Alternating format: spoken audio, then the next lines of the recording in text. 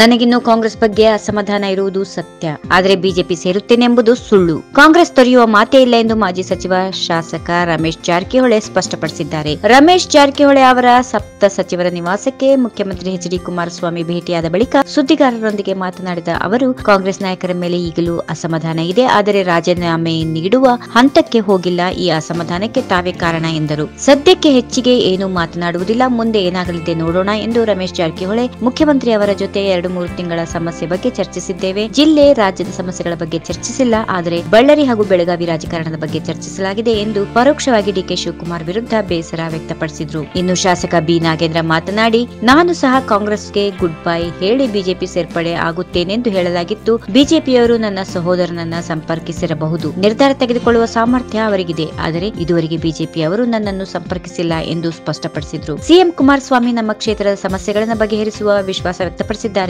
ಎಂದು ಹೇಳಿದರು. ಲೋಕಸಭಾ ಚುನಾವಣೆಯಲ್ಲಿ ಬಳ್ಳಾರಿ ಜಿಲ್ಲೆಯ ಉಸ್ತುವಾರಿಯನ್ನ ಸಚಿವ ಡಿಕೆ ಶಿವಕುಮಾರ್ ಅವರಿಗೆ ವಹಿಸಿರಬಹುದು, ಆದರೆ ನಾನು ಮಾತ್ರ ಕಾಂಗ್ರೆಸ್ ತೊರೆಯುವ ಮಾತು ಇಲ್ಲ ಎಂದು ಹೇಳಿದರು. ಈ ವಿಡಿಯೋ ನಿಮಗೆ ಇಷ್ಟವಾದಲ್ಲಿ ಲೈಕ್ ಮಾಡಿ, ಶೇರ್ ಮಾಡಿ, ಸಬ್ಸ್ಕ್ರೈಬ್ ಮಾಡಿ.